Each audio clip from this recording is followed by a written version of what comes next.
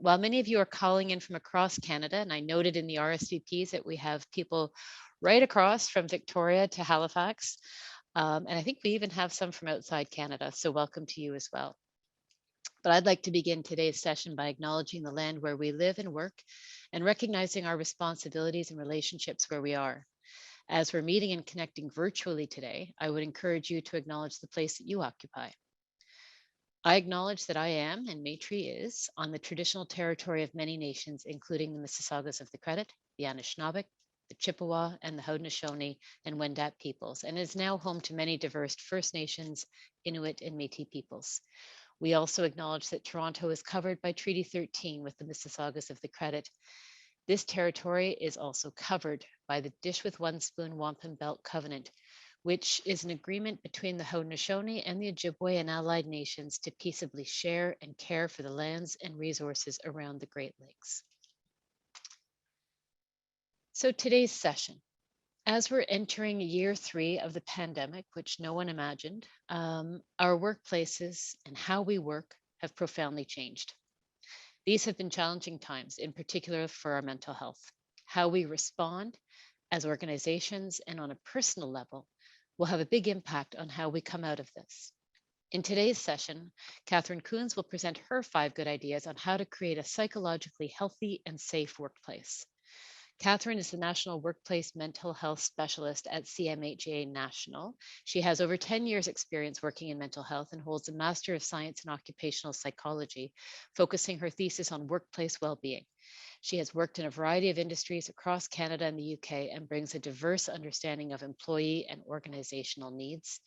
For Katharine's full bio, plus her ideas and resources, please download the handout in the chat. It is now my pleasure to welcome Katharine. Welcome, Katharine. Hi, everybody. My name is Katharine. I'm the National Workplace Mental Health Specialist at CMHA National. And thanks so much for joining me today. It's such a pleasure to spend some time with you and talk about my personal passion, which is workplace mental health and psychologically healthy and safe workplaces.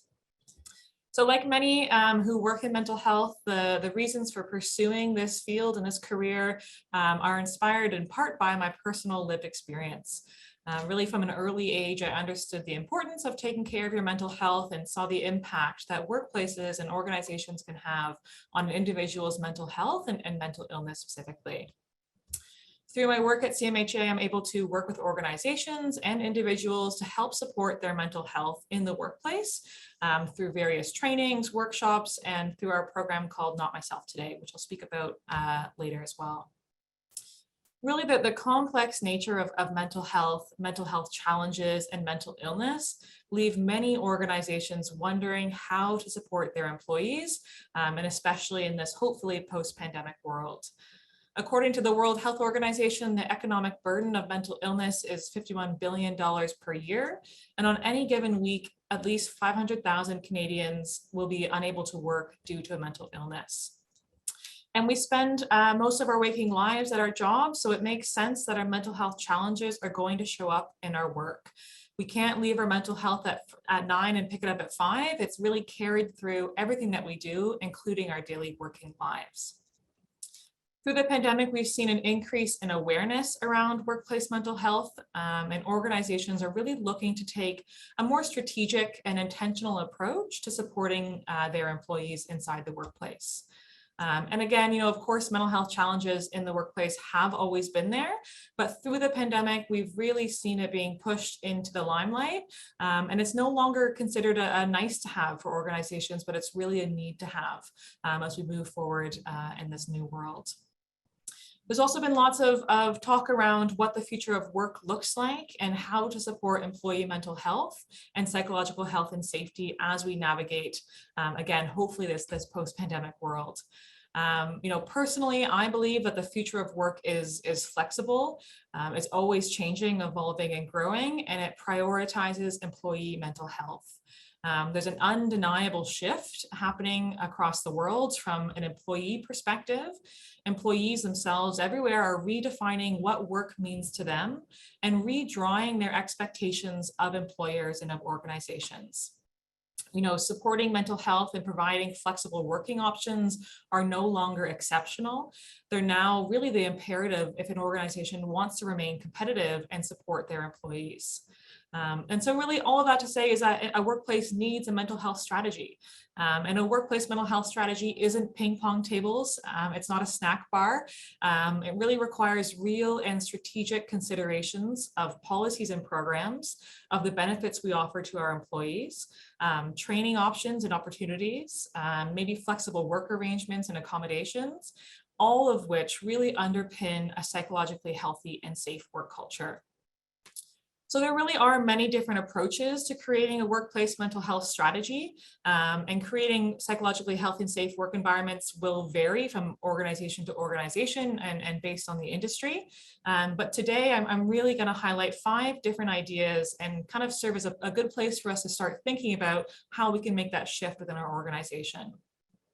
So we'll talk about reducing stigma, prioritizing flexibility, using existing standards and research that already exist and are out there, reviewing our policies and procedures, and then providing additional resources like training, programs, and benefits to our employees.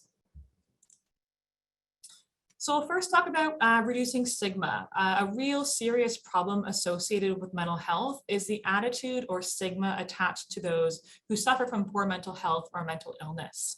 The stop whining and suck it up response may keep people from confronting their problem and getting help, making that kind of exacerbating and get worse. We know that 2/3 of employees wouldn't tell their manager or supervisor about a mental health challenge or a mental illness. And why is that? Well, really the thought that we may be looked at differently because of an illness is a barrier to accessing support to stay healthy. Sometimes people don't feel safe sharing their struggles for fear of what other people will think or say. You might be fearful that you'll face discrimination in the workplace. You might not be taken seriously, or might not be up for the same type of promotion or additional responsibility if you share your mental health challenges. And this kind of starts with that organizational culture and how we talk about mental health in the workplace. Many well-established beliefs and attitudes towards people with mental illness are unfounded or just plain false. When individuals hear these misconceptions, they're less likely to want to seek help, which can be damaging on a personal level to the employee, but can also cost the organization more money in the long run. We know that preventative and early treatment options tend to cost less than intensive treatment once the problem has worsened. So really start by normalizing the conversation and creating a space where people can feel they can bring their whole selves to work is a great place to kind of start and think about how we can reduce stigma in the workplace. When we talk about mental health more openly, people are more likely to feel more comfortable raising their challenges with their managers and increasing the likelihood they're able to access care that they may need. Leaders and managers should be encouraged to engage in open and honest conversation with their employees in regular one-on-ones when they ask staff how they're doing, address concerns and look for ways that the organization can support them. Leaders and managers can show empathy by validating feelings and concerns. The more genuine and regular check-ins are, the better. As employers, they can really help to understand and solve problems before they become major challenges if we're checking in regularly.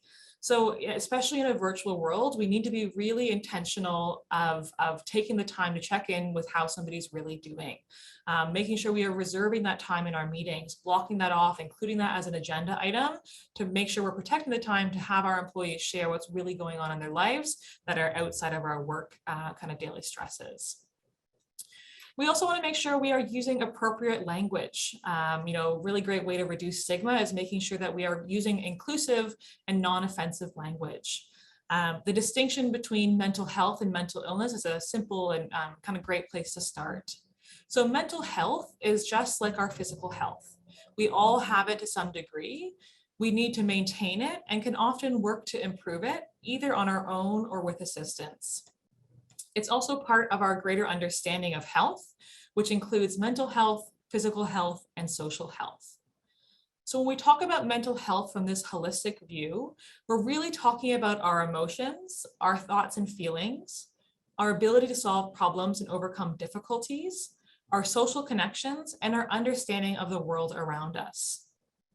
Our state of mental health depends on many factors such as life situations, stresses, chemical or neurological challenges, and lifestyle choices such as diet and exercise. And although mental health and mental illness are sometimes used interchangeably, the two terms are actually quite different. So while mental health refers to our psychological and emotional well-being, mental illnesses are characterized by alterations in thinking, mood, or behavior associated with significant distress and impaired functioning. There is no one single definitive cause for any mental illness, and is often considered to be a combination of genetics and the environments in which we live, work, and grow up. Mental illness is something that about 20% of people in Canada will personally experience in any given year, and about half of Canadians by age 40. This, of course, applies to people of all ages, education, income levels, and cultures, although it is true that factors such as racism, poverty, homelessness, discrimination, and gender-based violence can make things worse. Many people might not be used to talking about mental illness or mental health very openly. So the vocabulary of it may not come naturally, or there may be worry surrounding around what to say and what not to say. Even if we do have all the right words, we are still going to mess up sometimes.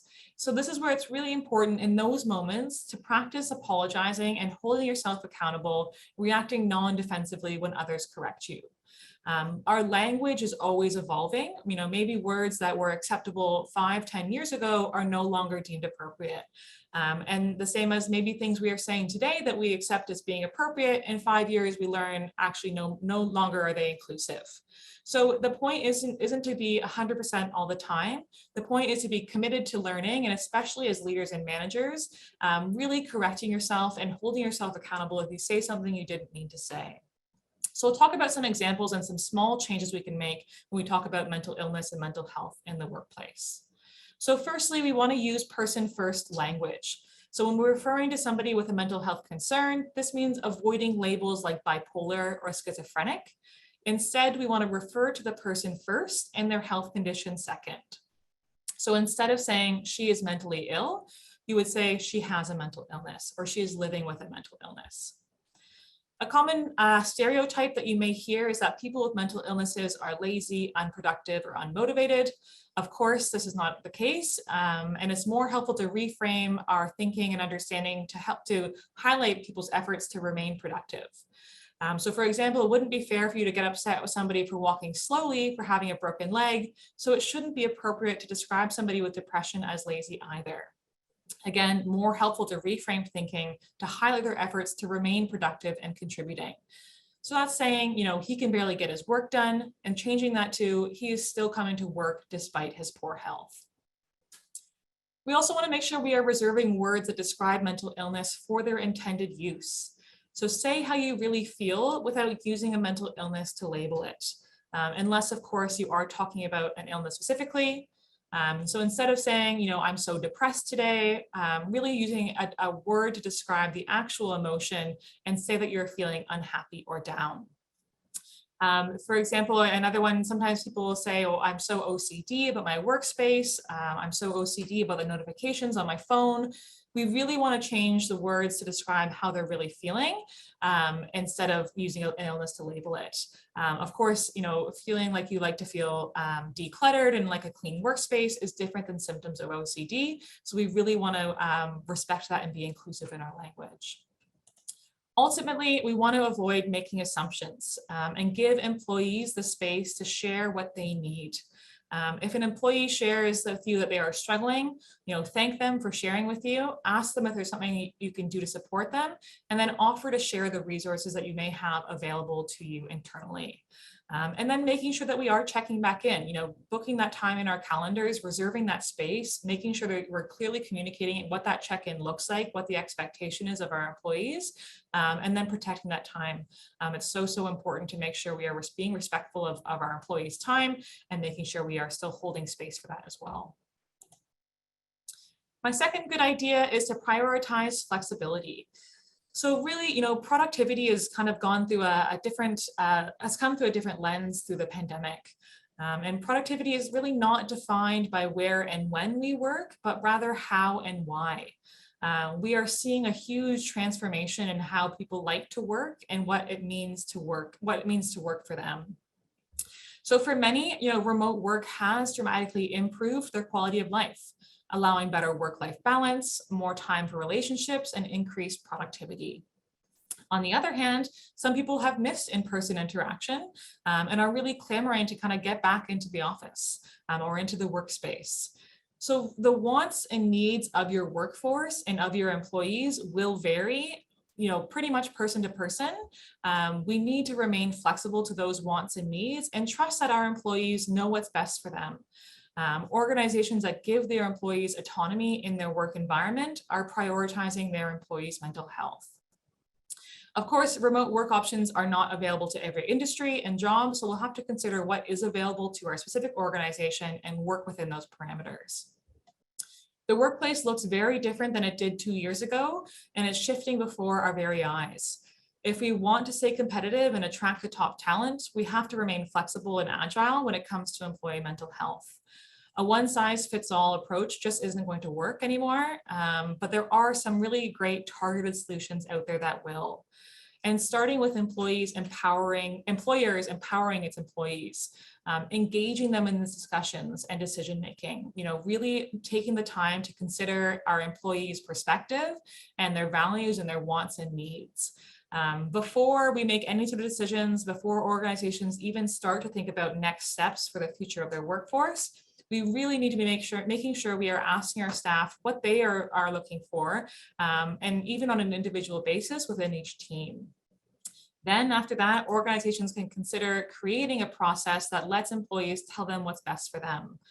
Whether or not we're able to accommodate all of these requests, we know that when employers engage with employees in the decision-making process, it helps staff gain a professional and personal stake in the decision and in the organization. It'll engage employees to feel like they have more autonomy over their work and really make sure we're getting that balance right, and that they feel like they're being heard and considered in that decision-making process. For my third good idea, I really recommend that organizations learn more about the National Standard for Psychological Health and Safety in the Workplace. So this is something that was developed by the Mental Health Commission of Canada and partner organizations back in 2013. It's a document that really outlines a systematic approach to develop and sustain a psychologically healthy and safe workplace. The overall intent of the National Standard of Canada and safety in the workplace is to assist organizations in moving towards a higher position of care and ultimately reaching the goal of carefulness and diligence in protecting workers' psychological health and safety. It focuses on mental illness prevention and mental health promotion. It follows a similar framework for physical health and safety. So folks who work in occupational health and safety will be familiar with the kind of format and processes that exist within the national standard. It's really urging people to consider psychological health and safety the same way we consider physical health and safety in the workplace. The standard is really created for everybody, whether or not they live with a mental illness. Today, it is something that is voluntary. It may evolve over time into a sort of regulatory document, but as of now, it is voluntary. So through the past couple of years of the pandemic and through our workplace mental health portfolio of work at CMHA National, we have seen a steady increase in interest in training around the national standard, folks looking to kind of adopt it and kind of lean into it and lean on the standard for a guideline and a guiding kind of regulatory regulations around supporting employee mental health. It's meant to be used as tools, not rules, so it doesn't have to be incredibly prescriptive. You could use it to kind of reflect and guide and think about what this might look like in your organization. So the national standard really clearly outlines 13 psychosocial risk factors that play a role in creating a psychologically healthy and safe workplace. So the 13 factors, these are things like organizational culture, psychological and social support, clear leadership and expectations, civility and respect, psychological demands, growth and development, recognition and reward, involvement and influence, workload management, engagement, balance, psychological protection, and protection of physical safety. These can all be found online as well, and these might be things you, as an organization, you might already be considering. But the national standard just gives a really great framework for you to kind of think about it in a systematic way, and be able to kind of map out what might be really going well and what might not be going well for your organization. There are loads of free tools and surveys online to use to help organizations assess their workforce. I really encourage folks to read more about the national standard and look into free tools like Guarding Minds at Work as a helpful tool to help map how your organization is doing from an employee and leadership perspective directly onto those 13 factors. If you don't have somebody in your organization who can dedicate time to that, consider bringing in an expert. There are also loads of folks out there who are experts in the national standard. We offer training at CMHA National that does a deeper dive into how to apply the national standard in your workplace.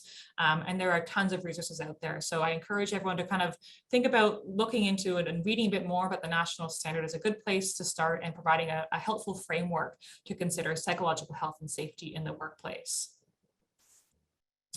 Next, we want to consider our internal workplace policies and procedures. Policies and procedures form the backbone of an organization's culture and provide a framework for employees to know how to behave and how not to behave. They really define how an organization values its employees and how colleagues interact with each other. Policies help us prevent harm and improve organizational excellence. Policies that are in place, up to date, and understood by all employees help reduce stress and uncertainty for both the manager and employee should any sort of situation arise. To start, organizations should have a policy outlining what psychological health and safety means to them, including the organization's values and the culture it wishes to create. We also want to consider how all of our current policies are reflecting on psychological health and safety. So reviewing them through the lens, refining them through the lens of psychological health and safety, meaning that the mental health impacts of each policy are examined. This might include conducting an audit of your current policies and procedures, being prepared to adapt them. If you're looking for a place to start, you can look at considering policies like discrimination and inclusion, harassment and bullying, maybe bereavement, remote working, and paid time off. So for example, I was reading recently, a lot of different companies have kind of taken a different approach to paid time off and religious holidays. So, for example, if your organization takes time off for religious holidays, ask yourself if those days can be flexible so that folks can celebrate the days of their choice and the religious holiday of their choice. Just kind of a simple example of how we can consider more flexibility through those policies and procedures. Again, policies and procedures and flexibility that come with it that are allowed will vary by industry and organization, but the secret here is to really prioritize inclusivity and integrate employee well-being into every policy and procedure. We also want to make sure that we are reviewing policies regularly to make sure that the policy remains relevant and up to date. Make sure that we are communicating and over-communicating any changes to a policy or a new policy to employees. Posting the policies in a place where all employees will see it and have regular access to it to make sure that our managers know about what is expected of them and carrying out that policy, and where necessary, provide training and education. So often when we get onboarded to an organization, the first thing we do is kind of have to sign off on these, 10 different types of policies. It's your first week during your new job, and you kind of, check, you sign there, and that's kind of it. Very rarely are we kind of do a deeper dive into what those policies and expectations are. So as organizations, making sure we are reviewing them, we're resharing them, maybe quarterly we go through each policy and making sure everybody knows what's expected of them, making any changes as we kind of review them and go through those policies and procedures as well. Finally, we want to consider additional programs, training, and benefits that we can offer to our employees. When it comes to workplace training, we sometimes need to call in the experts in order to become experts ourselves. After nearly 2 years of the pandemic life, employees are struggling with their mental health, and many managers and leaders are ill-equipped to have these types of conversations. So when it comes to supporting their employees' mental health, they sometimes don't know where to start. And that's totally okay. There are ways that we can improve that understanding and that knowledge. So begin with training for our leaders and our managers, not just to support their employees, but also support themselves. There's a common saying that, we have to put our own oxygen mask on before we put on somebody else's. And that's especially true for our managers and leaders, making sure that they feel that they themselves are supported, know how to support themselves before they support somebody else. Your leaders need training to understand the factors that impact their employees day to day, in order to identify unsafe or unhealthy workplace practices and make changes to prevent mental health problems from emerging. And when an employee needs help with their mental health, managers and leaders need to know how to triage and support them to get the care that they need. They need to know what to say and what not to say. We aren't expecting our managers to also become clinicians or therapists. The role of the manager is to really create a safe space for that employee to share, and then connect them with the resources that are available to them, whether that's internally or externally, making sure managers and leaders really are familiar with both, any sort of benefits or programs or flexibility that's available to them internally, and then feeling comfortable with that accommodation process if that situation may arise. So there are many different types of workplace mental health programs out there. We do know that investing in proactive employee mental health programs can bring valuable returns and even see a positive return on investment. So at CMHA National, we have a program called Not Myself Today, as an example of a program that helps organizations build greater awareness about mental health, really reduce stigma, and build supportive work cultures. Organizations might also consider implementing a peer support program, connecting employees who are struggling with their colleagues who have experienced similar challenges. By providing your employees with resources and programs to improve their mental health, you are supporting them to build their own internal resilience and their capacity to deal with stress may it arise. Lastly, we want to consider the benefits that are offered at our organization. So tons of organizations have increased or enhanced their psychological benefits and employee assistance programs through the pandemic. The unfortunate thing is that employee assistance programs are actually widely underused and may not be actually meeting the employees' needs. Sometimes offerings were discussed in the onboarding process, never to be mentioned again, similar policies and procedures. There may also be perceived stigma surrounding the use of these programs, which contributes to the lack of usage of the programs. You can turn your EAP program into the great resource it is meant to be by reevaluating the needs of your employees. Again, really involving them in that discussion and ask what they would like to find in their workplace and what they would find the most useful and beneficial. Remind your teams frequently of what is currently available to them and encourage them to explore and use these services. Make sure our leaders and managers are experts in what's available. We also need to make sure that working schedules and workloads allow your employees time to access these resources. If our employees have unsustainable and unmanageable workloads, these EAP programs and other programs will go on being underused despite our best efforts to modify them. Employee health and psychological well-being need to be top priorities right now. Organizations should consider providing additional supports through extended benefits for mental health supports, as well as additional education or training. For employers that already have supports in place, staff can be reminded about what's available to them when returning to the workplace or returning to the office. It's also good practice for employers to keep a list of resources in the community that they can provide to our staff. Take a half an hour of a senior leadership meeting to kind of compile some additional resources in a shared document, and share that with your teams, making sure you are aware of external resources as well as internal resources. The workplace looks very different than it did 2 years ago. It's shifting before our very eyes. Again, if we want to stay competitive and attract the top talent, we'll have to be flexible and agile. We can't take a one-size-fits-all approach anymore. We need to take more targeted and individual solutions, providing flexibility as best we can. And it starts with understanding what's really going on currently in our organization. You need to know where you are to understand where to go.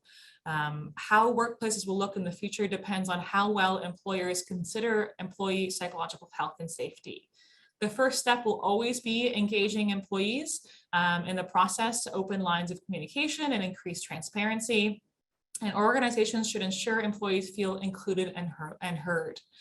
whatever the future holds, it's really simple. You know, if employers don't care about their workers, then workers won't care about their work. It is a reciprocal relationship, and it's something that is becoming more clear as the pandemic kind of continues on. I do really feel that this is an exciting time for workplaces. It's a great opportunity for us to kind of reconsider what work means to us, and what, as organizations, how we can offer different solutions and benefits to our employees. We can reimagine what the new normal looks like, and it can be creative, it can be flexible, and it can be accommodating. And we'll definitely see that continuing through organizations. And I'm really excited to see what organizations will do in the future, and hopefully in this post-pandemic world. But thanks everybody for listening to my 5 good ideas. I think we now have some time for some questions. I see Elizabeth is back. I am back, and that was just terrific. Thank you, Katharine. You covered so much in terms of the workplace, how to think about it, and what some of what seem like sort of common sense good practices, but if not done well and not thoughtfully, it can create really detrimental effects on so many people. I want to just note in the chat, there's been some, I think as you were talking, people were excitedly going after your resources. And so I believe that Sarah has now fixed that. So for those who are struggling with the handout, that's all fixed. The Q&A box is now open. So I would ask you not to put your questions in the chat room, but please put them in the Q&A box, because that's where I'm going to be looking. It's interesting, the first question up is actually an evidence question. So have you seen an increase of distress tolerance in psychologically safe workplaces? So do we have research or evidence that demonstrates some of this? Yeah, we do. I couldn't tell you off the top of my head what those numbers look like, but we do. Yeah, there is research around that, and I think it's becoming clear in the way that more and more organizations are reaching out for help, because it's no longer avoidable. We can't look away anymore, and we are seeing that as organizations look for those additional supports. You know, they're not just looking because out of the goodness of their heart. Yeah. I'd love that if that were the case. It is, of course, some people are motivated by it being the right thing to do, but others are motivated because they can't do anything else. They need that additional support. So there is evidence there for sure. I'm not sure those exact numbers, but definitely. And I think it's something that I think through the pandemic, we won't know exactly what the impact has been until a couple of years out. But I think those kind of interesting different types of statistics are coming out for sure around that. Yeah, and we do know that there is a bottom line, there is a productivity. Not that again, it's not the driver, but it is one of the measures that businesses will use. And as much as many of the people on the line are in the nonprofit sector, and we're driven by sometimes very different motivations, there is still that sort of push around productivity because it's just as important. So it's the pressure's there. And I think, you know, people have different reasons for why we're making this change. And I think that's okay. I think not everybody has been impacted by mental health in the same way as everybody else. So I think that if we need to make the case around it being a business case, that's okay too. And there is loads of research around that as well, specifically around employee retention, productivity, absenteeism, presenteeism. There are definitely some studies around the return on investment when you invest in your employee mental health. And sometimes, you know, I do appreciate that there are other things to consider beyond it being the right thing to do. And if we want to make these programs be sustainable, then we do have to consider how we can make them, you know, the costs work within an organization as well. But they are there for sure. It just takes a bit more understanding and digging into that. And this is less question, more commentary, but I noticed someone in the chat said, appreciate linking this to a good retention strategy. I just heard earlier today that, you know, with all of the movement of people from jobs from one organization to another, I heard somebody say, in fact, it's retention and recruitment. It's no longer recruitment and retention that's so important. It's holding on to the people that you have. And so the more that you can do to create that environment where it's not toxic, where it does feel psychologically healthy and that there's well-being, that's a key ingredient. Yeah, especially as more people have choice of where they want to work. In the virtual world, you could be working across the country. So there is a lot more flexibility, and there's a lot more competition for getting the top talent. And employees are looking for that. So I think that's something that it comes with reputation and retention, and it's a lot of money to kind of hire and bring somebody on board. So it costs it's more cost effective to keep somebody than it is to kind of bring somebody in new. So it's definitely a main consideration for many as well. I liked one of your phrases when you were saying important to communicate and over communicate. Is there anything such as over communicate, or you've done it too much, or because I just think it really is, people don't hear it the first time, and you're right, we're inundated with so much information, not just when we join, but all the time. There's so much information coming at us on work-related stuff. I think it's really making sure we're communicating in the right ways. It's not just, email blasts, not just kind of quick things that are sent off. We're actually taking the time to connect, one-on-one or in small teams to give people the space to ask questions, making sure they are understanding of what those expectations are. I think you can over communicate if you're just sending out emails and constantly like that, because people aren't going to read them. Everybody's got many emails in their inbox. So it has to be intentional around our communication. We have to be thoughtful with that. And if we are asking for employee feedback, we need to really strongly consider that and make sure that there is some follow-up. If we ask for employee feedback and then just say, great, but I'm not going to address anything, or I'm not going to talk about it, then nobody's going to give you that feedback the next time around. So if we're asking for employee feedback and asking for their participation, we need to make sure we're following up with our recommendations, or the reasons for why we did make a decision and why we didn't make a decision, making sure that that's not just kind of left hanging, bringing them into that whole process and respecting their time that they've committed to kind of give that feedback and maybe respond to that survey. So important. Just a very quick question. Can we obtain a copy of the Not Myself Today documentation?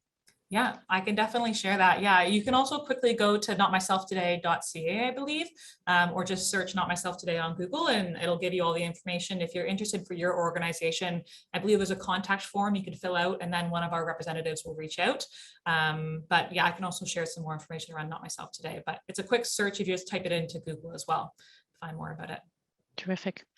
This is an interesting question. I've noticed that psychological safety seems to be a cornerstone of equity, diversity, and inclusion strategies because it increases the capacity for folks to show up with their full selves.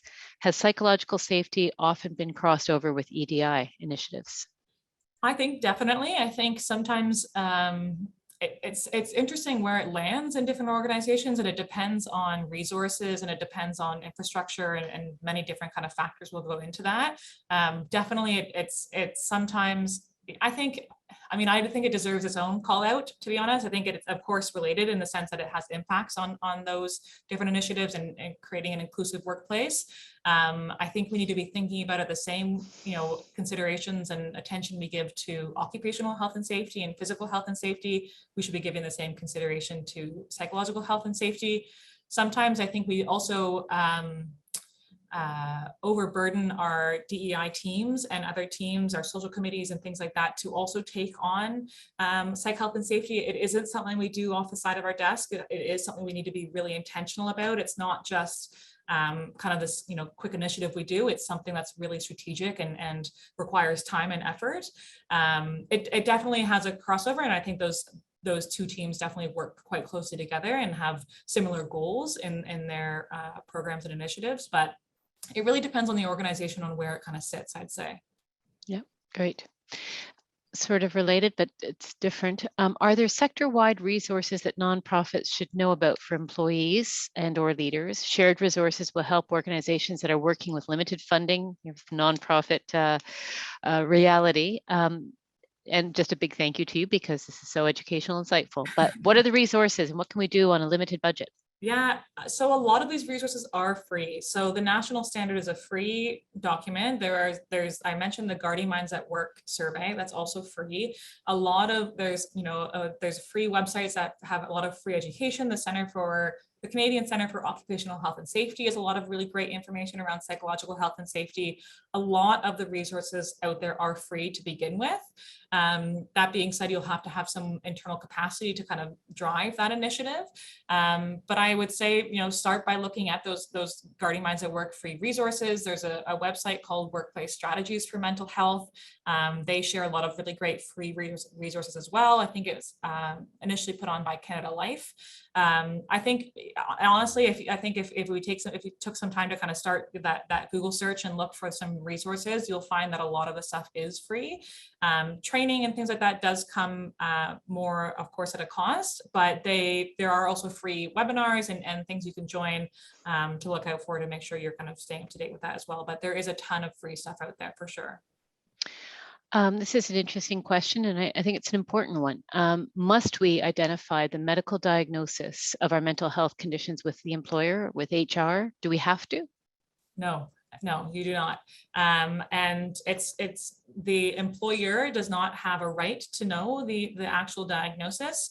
And it's a human right to not have to disclose that. There are certain requirements when you're asking for accommodation, but it's not, you don't have to actually disclose the diagnosis itself.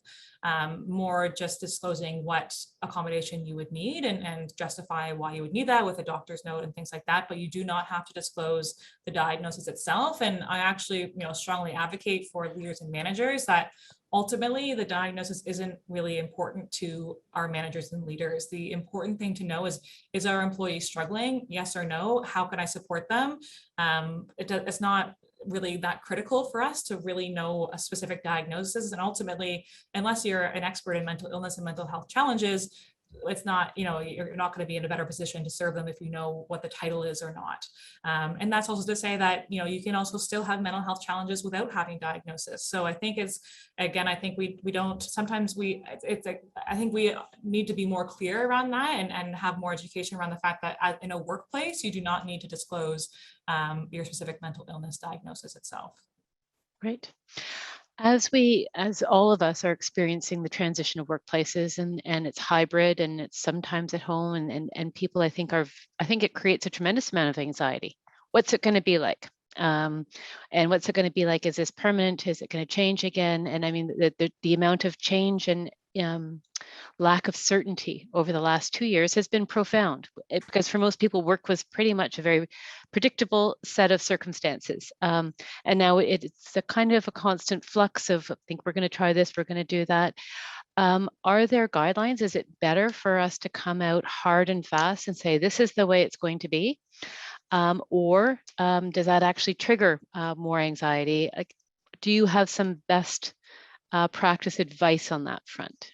I think from an employer perspective, from an organization perspective, transparency is always going to be the best option. What your workplace will look like in the future will vary on your organization and will vary on the individuals who work at it. I think, again, it's not taking a one-size-fits-all approach. It's letting your employees know the information that you have when you have it. It's okay that you don't have all the answers. Nobody has all the answers. And even the answers that we think are right now, maybe in 6 months won't have been the right answers. And that's absolutely okay. The way that we can kind of ease some of that anxiety is like over communicate what's going on, give employees as much time as you can to process any sort of change and give them the space to ask any questions and raise any concerns. So I think as early as we can and as clear as we can, as much transparency as we can, we want to let our employees know what the future might look like, what changes might be coming. As much time as we can, we want to give them that time to adapt. So if you're asking your employees to come back in person, give them flexibility for a certain amount of time so they can test out the waters for whatever makes sense for them. But they have time to raise any concerns, that they have time to make any changes they need to make, in their home and life. So I think as flexibility, transparency, and then as much time as we can, and really communicate that and giving people the space to raise any concerns. And sometimes it's just sometimes it's not something major for them. It can be that they just want to be heard. They just want to, share with you that this is a scary thing for them. And then you can understand, how can I make this easier for them? Can it, if we think about the return to the physical workspace, it's some people are being fearful about using transit again, or having to, find childcare or somebody to come walk their dog and things like that. And those changes are really big changes for people who have been living in this pattern now for over 2 years. And so we need to give people the space to come at it in their own terms times, and give as much time as we can to prepare and ask questions. And, again, I think just transparency, and I think sometimes involving them in that process as well. I think giving them, it's not just something we're told to do and then we have to do it. We're part of the discussion. We were able to kind of early on express what we would like and what works best for us, and ask any questions around what's available to us and what's not available to us. Yeah. On the related to this, returning to the workplace in COVID amnesia times, which I haven't heard before. So in COVID amnesia times, which means we pretend all is well, is extremely stressful for all the things that you've just said. Some workplaces are using a one-size-fits-all approach to bringing people back. Is there a way, and you may or may, this may not be your space, but how can employees challenge this, or what is a good way of raising it as a challenge and trying to reshape it from the employee point of view? I think as the employee, really understanding what you are looking for, what you're asking and what you need, and some reasons behind that. You yourself, before you go to that conversation, being really prepared around understanding what those needs are and what those requests are. I think, first having a conversation with your manager, if you trust them, if you feel that you've got a safe relationship with them, bringing it up, one-on-one, having that conversation, raising those concerns. I think it is a tough position to be in if you feel like your organization has taken a pretty hard stance on it with not, with a one-size-fits-all approach. But I think it starts small with raising your individual concerns. I think it's, expressing what works well for you, asking if there's any sort of flexibility, asking about an accommodation process, things like that, to kind of get the ball rolling. You could say, I just joined this webinar with Katharine Coons. She brought to my attention that, a best practice for organizations is flexibility. Would you be interested in hearing it? I can share you the link, things like that, using articles you might have read to kind of introduce that topic, and then explaining what makes sense for you and why you might need that.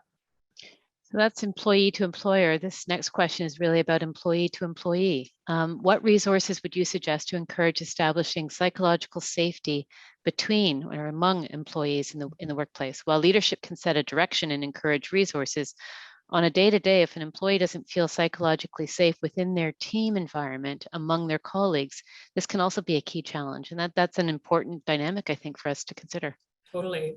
Sometimes our colleagues know us better than our spouses. Like, we spend so much time with them that they know some intimate details, and you spend so much time with them that if that relationship isn't positive, it can have a really negative impact on your mental health. I would say that there isn't necessarily, resources to share. I would say addressing that head on, having those kind of understandings, meetings with those employees, understanding what's not working well for them. Again, taking that time to really listen to them and understand if there is that friction, what's causing that friction. There are some resources on civility and respect, and some, maybe that's, we want to think about our policies and procedures about, inclusivity and harassment and bullying in the workplace and things like that, reviewing that as teams, making sure people know what's expected of them. Maybe you might have a code of conduct of how we'd like our employees to engage with each other. Maybe as a team, you kind of come up with some different guidelines for team behavior or communication, things like that. But I think if you're if you're experiencing or you're seeing some challenges within your teams and between employees, I think addressing that kind of head on and maybe one-on-one first is a good place to start to really understand what's going on.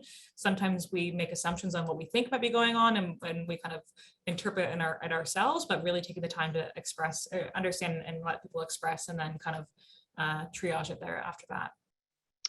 So as a manager or an employer, one of the challenges of sudden remote work, when we all kind of went home and started to do this from home, and there was a lot of isolation felt by people.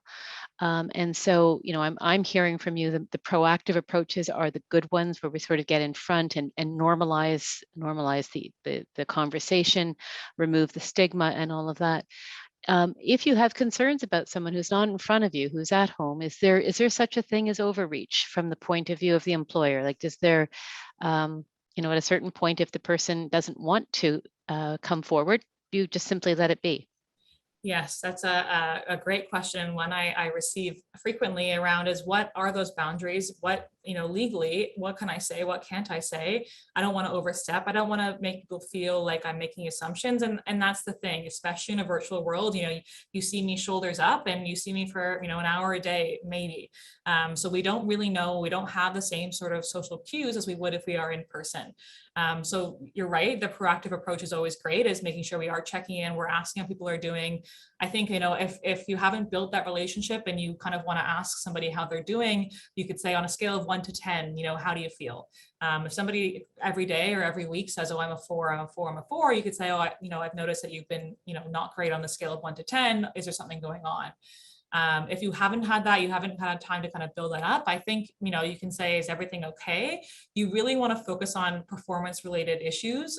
Again, you don't want to make any assumptions on somebody's mood, on things like that. You want to focus on performance related issues. So are they unable to meet deadlines? Are they, maybe they're showing up on Zoom with the camera off more frequently? Maybe they're, different things that are kind of changes in their work environment.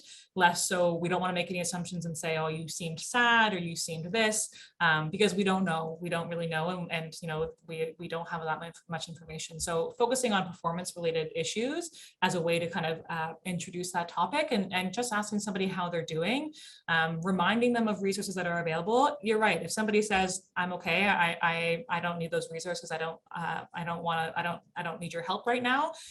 We have to respect that. We can't make somebody use a resource. That's not our place in general, but especially in a workplace.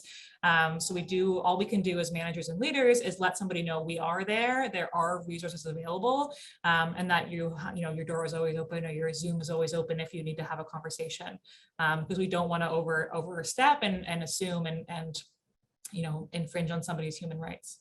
Absolutely. I'm just realizing there's some questions in the chat that didn't make it into my thing. So here's one. In addition to the resources, is there some kind of consulting support to implement the standard? It's a complex task for organizations to implement, particularly those that lack the HR capacity. Totally. Yeah. So we actually, we run training at a CMHA National on the standard. We have 2 different types of training. One of them is more in depth. So it's for folks who, come and learn about how to implement the standard and then maybe go back to their organization and then actually implement it. That is a 4 half-day training. So it's 3 hours every day for 4 days. We also have the Essentials course, which is a 3-hour course that we run, which is more of kind of an introductory to the standard, some kind of basic principles around it, and a place to kind of get us started. Definitely, if you're looking to be connected with somebody who can actually, do that work for you, feel free to reach out to me. I'm happy to kind of respond, and I'll put my email in the chat just now. Again, if you have any questions about that as well, but we do run training out of CMHA, and we actually just went live today with opening some new courses. So I encourage you to either, reach out to me or check out those training as well, because there are people out there that can help with that process for sure. The standard is also a lengthy document. It's a big document.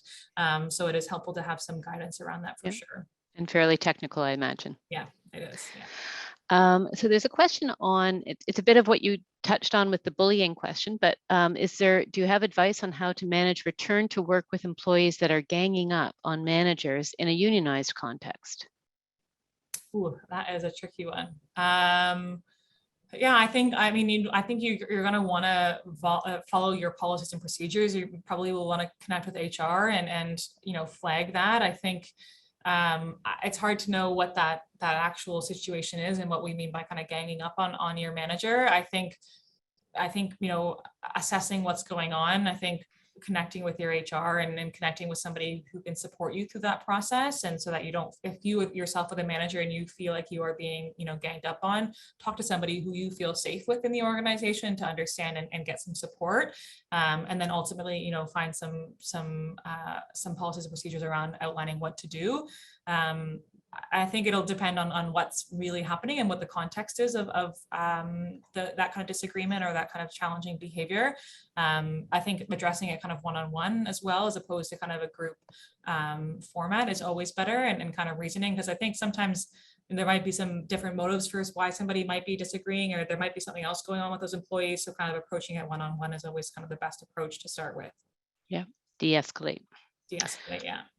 Okay, we're at 1:57 there. I think you've touched, there's one last question in the Q&A and then we're going to wrap up. And I think you touched on some of this already, but maybe just another run at it. What are the best practices for addressing performance issues that are caused by mental health challenges? I think we want to make sure I think again, it's how do we know that those are caused by mental health challenges? I think it's we don't want to make any assumptions that a performance issue is necessarily is related to mental health challenge, because many folks live and have very productive lives while also struggling with their mental health. So I think we don't really want to get into the space that we are assuming a performance issue is related to a mental health challenge. It may be. I think we want to treat them as performance issues, and I treat them the same way we would if we didn't suspect a mental health challenge, is address what's not serving them, what they need, if they need additional support, if they need additional training, if their workload is too heavy, things like that. I think we really want to, again, don't want to make any assumptions, don't want to connect any dots that we haven't been cleared to us, because we don't really know what's going on. There could be many reasons for a performance related issue. It doesn't necessarily mean it's mental health. So treating them as performance related issues, to begin with. Thank you. And thank you so much. There's been all kinds of just notes in the chat about how helpful this has been. And I've learned a ton. So I want to say thank you for the great advice and very practical, very doable advice that I think we can all take away and begin to do things a little differently in our workplaces, which is the idea of 5 good ideas.